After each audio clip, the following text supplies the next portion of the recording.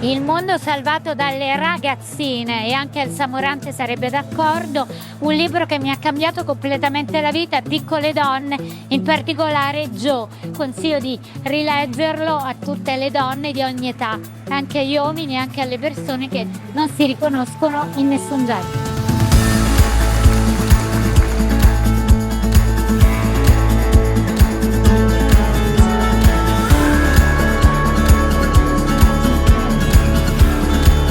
Fumetto con protagonisti ragazzini, e poi ragazzini non si sa bene cosa sono, per me importante è stato Zanardi di Pazienza, che ho letto a 15 anni su Frigidaire.